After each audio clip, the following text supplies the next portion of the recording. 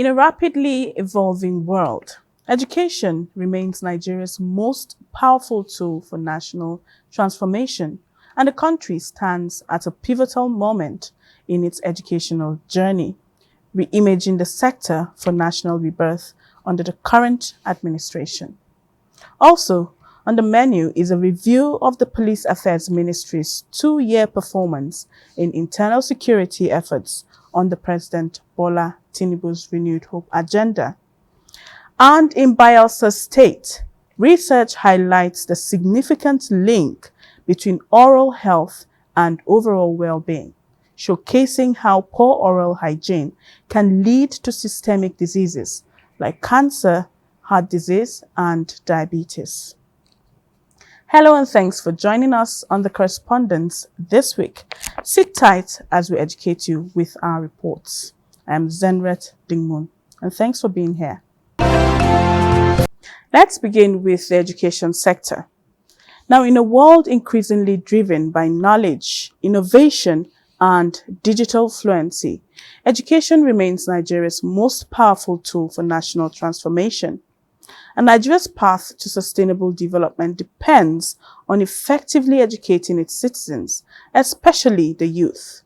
And with a new administration, national aspirations are being redefined and realigned with global standards, reimaging education as a launchpad for national rebirth through vision, leadership, and commitment to the Renewed Hope agenda. The report. 2 years ago, the winds of change swept across Nigeria as President Bola Tinubu assumes office, bearing a promise of renewed hope for all citizens. And at the heart of that hope lies education, the cornerstone of any prosperous nation and the bedrock of sustainable development. Today, we journey into the soul of Nigeria's education transformation under the Renewed Hope agenda. This is not just a story of policies and plans. It is the unfolding of a bold recalibration of Nigeria's educational future.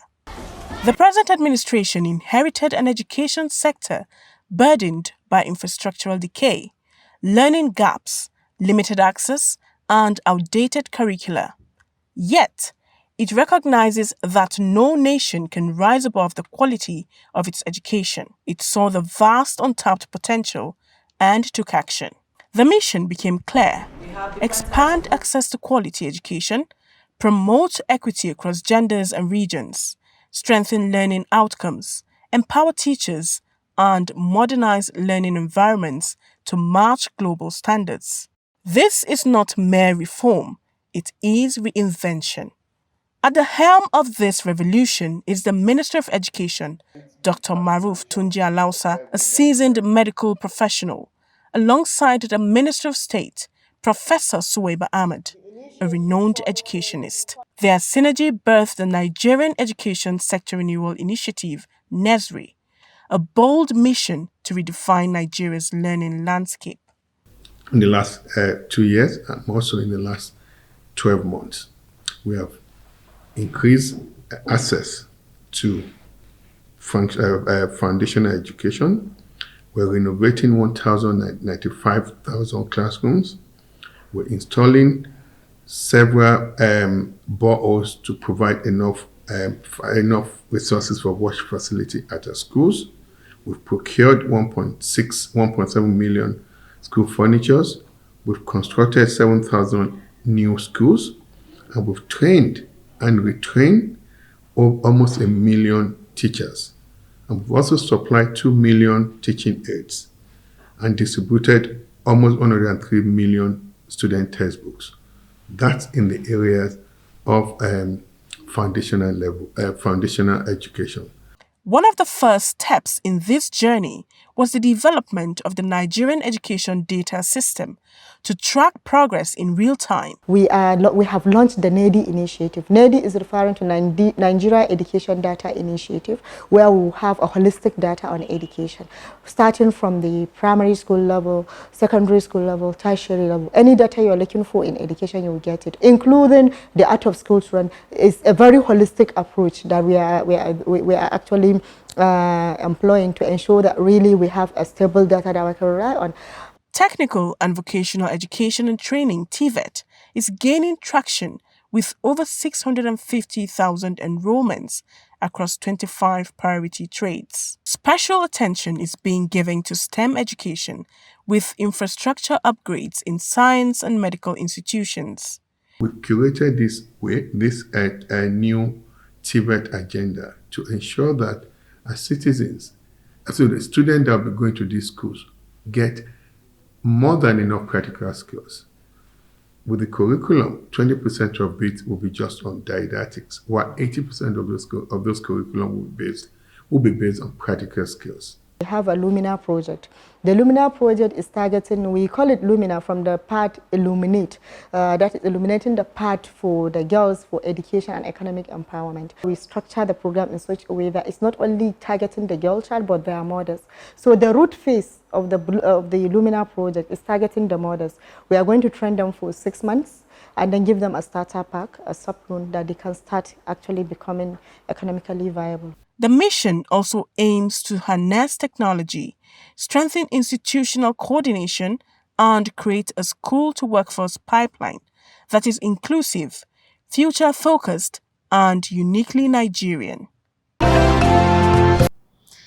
We're now being joined by Rashidat Mustafa Olagunju, who is the head of Education Desk here at the NTA, and will give us insights on the achievements in the education sector so far. It's good to have you on the program.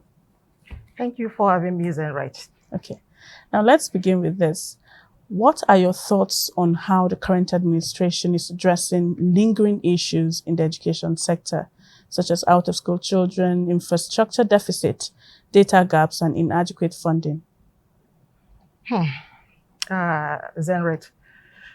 The present administration, if I may say, has visibly elevated education on its national agenda, with key reforms aimed at tackling deep-rooted challenges. However, long-standing issues like the high number of out-of-school children, decay infrastructure, poor data system, and inadequate funding cannot be resolved overnight, as we all know. While progress is evident in some areas, some people believe that, or they say that the pace and scale of delivery still fall short of public expectation. When we talk about the out-of-school children, the present administration hoped initiative aims to reintegrate 10 million learners by 2027. And recently in a chat with the ES of the Nigerian Out-of-School Commission, the ES highlighted a lot of partnership and initiatives ongoing to ensure that this 10 million children we are taking off the street in the next 2 years. A lot of initiative. We have the Agile initiative. We have the take the school to them wherever they are, so that all the children in the hard-to-reach area or less privileged children can all benefit from or be absorbed back to school. So, and this is being supported by 50 billion naira budget allocation and an expanded school feeding program. Yet, with an estimated millions of children still out of school in Nigeria, Nigeria remains one of global epicenter of the crisis. Don't forget that insecurity, poverty, socio-cultural factors continue to push children out of classroom faster than the policies that can reverse the trend. And when we talk about infrastructure, it remains another major hurdle, despite premises to reconstruct over 195 classrooms and the injection of 940.5 billion naira through TED fund. Utilization remains weak. Meanwhile, promising reforms such as the newly launched Nigerian Education Data Initiative aim to improve planning, but effective implementation, as I earlier said, will depend on state level of integration of this fund. Funding has seen it most when we talk about funding in the education sector. In the last 2 years, it has seen a significant increase, rising from 1.54 trillion in 2024 to 3.52 trillion in 2025. Now that is about 7% of the national budget. Another key area that the government is really doing well now is the student loan scheme, NEL fund. It has supported thousands, if not millions of students. However, the allocation will remain below UNESCO 15 to 20% benchmark. To turn reforms into lasting impact, the federal and state governments must ensure better utilization of funds. Okay, now that you've mentioned this now, that's quite the overview you've given us. But now that you've just ended on that note, can you share with us your insights on the progress of the Technical and Vocational Education and Training, that's TVET initiative, which is a key program being advocated by the current administration, which is also expected to, curb some of these issues of out-of-school children and the likes? In the first week of the introduction, we have about 95,000 applicants that showed interest in the program. And that shows that our young Nigerians have this, are hungry for skills. You understand what I'm saying? They have so much turnout. Yes, the zeal for them to learn other things than writing and reading. So it is interesting that that number of youths actually turn out for the program. And it's going to be an 80% practical and 10% theory, which to me is 20%. A critical reorientation. The initiative also comes with a free tuition. And by this, the challenges of funding has been removed. And it also comes with a starter pack. A starter pack, that means when they are done with their skills they are learning, okay, they have something to fall back to that will actually assist them assist them to start their skill and be self-reliant. Then again, another thing that I think might be a challenge to the program is infrastructure and oversight and sustenance and funding. This, to me, will be some of the challenges. But if they maintain the momentum, the way they started with all the training and all the things that we have in place, TVET could actually be a game-changing in youth employment and industrial growth. Well, let's believe that with the way it started, it's going to, keep the tempo. The tempo will be, sustained, so that at the end of the day, the country will be better for it. Yes. But let's go to another issue, which is the government trying to transform the system by making all examinations computer-based. Now, that is one other key area of interest for this current administration. Now, considering the timeline, what are the plans in place to ensure a smooth transition to computer-based examinations? Even though we've seen a bit of that, though with challenges, but what are the plans that the government is putting in place to ensure that we have that and we do it well? It is actually a bold but tightly scoped timeline. With the rollout beginning in phases from late this year through mid-2026. These 3-year windows follow precedents in UTME, which has been CBT-based since 2014 rather. Yeah. But the scale is dimensionally greater due to the sheer volume of SSCE students. However, readiness remains a major concern. Less than 30% of public schools computer labs, only 28.7% of SS students possesses basic computer skills, and 7% of 15 to 24 years old are deemed fit proficient. Infrastructure, as you know, is uneven. There are also concerned that many rural areas lack electricity, internet, and backup power systems. In view of this, experts know that it could compound educational equity gaps, potentially disadvantage students in marginalized communities. However, the good news is that government plans a phased transition using accredited external CBT centers rather than school-based labs for WAEC and NECO. private candidates exam in late 2025 will act as pilot, as we all know, allowing for stress testing of logistics, software, and support system before full-scale implementation in mid-2026.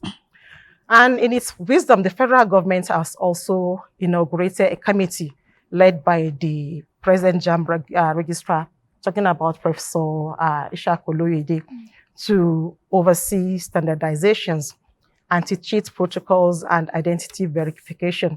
Overall, while the vision is a step with global digital education trend, the success of the transition hinges on filling critical gaps. Now that means rapidly expanding access to electricity, internet, computer infrastructure, and training for both students and teachers. To ensure equity, we also demand subsidized CBT access and expanded geographical coverage of examination centers. Before we let you go, can you share a bit of your experience, heading the education desk and reporting on educational issues? What are your insights? What are the things you've learned and seen over time? Well, reporting and heading the education desk has been both rewarding and enlightening experience for me. It has given me the opportunity to engage with one of the most critical sectors for national development. And it also exposes me to a wide range of issues, from policy reforms, examination bodies, to teachers' welfare, infrastructure gaps, and innovative intervention aimed at improving learning outcomes. One of the key insights I've gained is how interconnected this education sector or system is with other sectors, such as the economy, health, technology, and governance. I've seen firsthand how investments in teachers' training, for instance, directly impact the quality of education delivered in classroom. And thank you so much, Head of Desk, Education Desk, and here at the NTA, Rashidat Mustafa Olagunju, for your valuable insights on the education sector. And we do hope that with all that the government is doing to address the challenges in education, we look forward to continued progress and development in the sector. And we hope to see you again sometime soon. Thank you so much for having me, Zenret. All right. We'll take some messages now. The program will continue in a moment.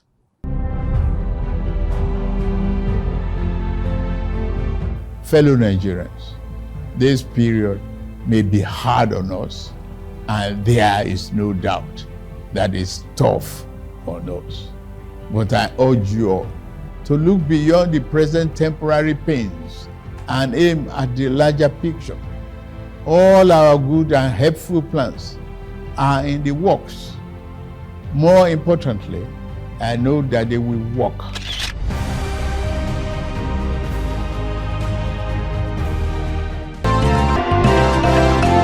Welcome back. This is the Correspondents, and now to police affairs.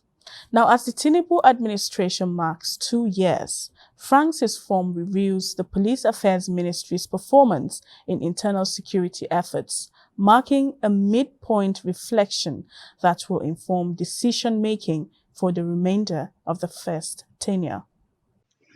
In line with President Bola Tinubu's renewed hope agenda, the Ministry of Police Affairs has embarked on a comprehensive transformation of Nigeria's policing architecture. Notable among them Under the leadership of Senator Ibrahim Gaitam, the ministry has focused on modernization, accountability, and improved welfare cornerstones of the administration's broader security sector reform.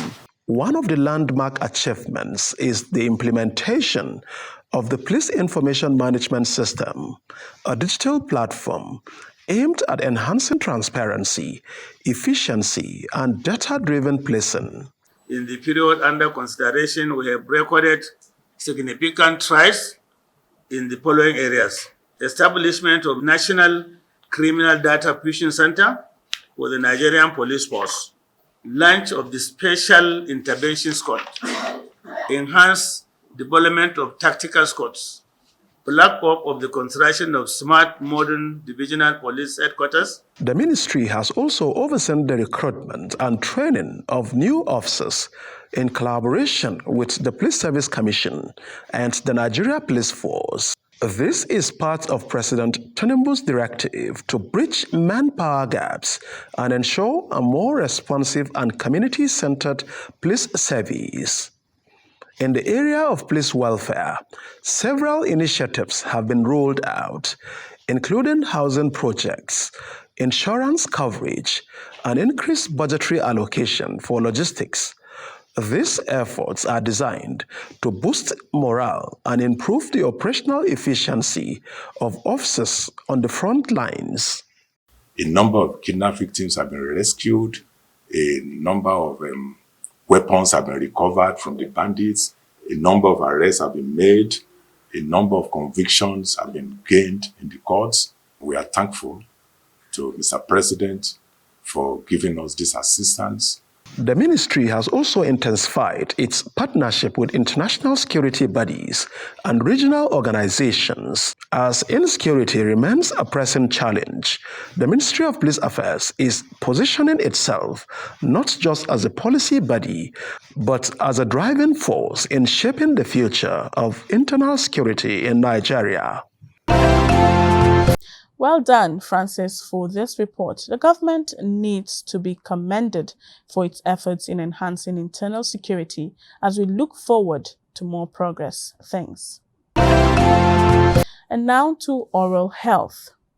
Now, research highlights a significant link between oral health and systemic diseases like cancer, heart disease, and diabetes, as poor oral hygiene can lead to bacteria buildup, inflammation, and infection.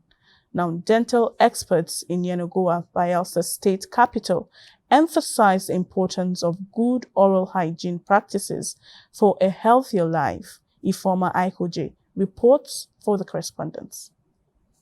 Have you considered that oral health is more than just a beautiful smile?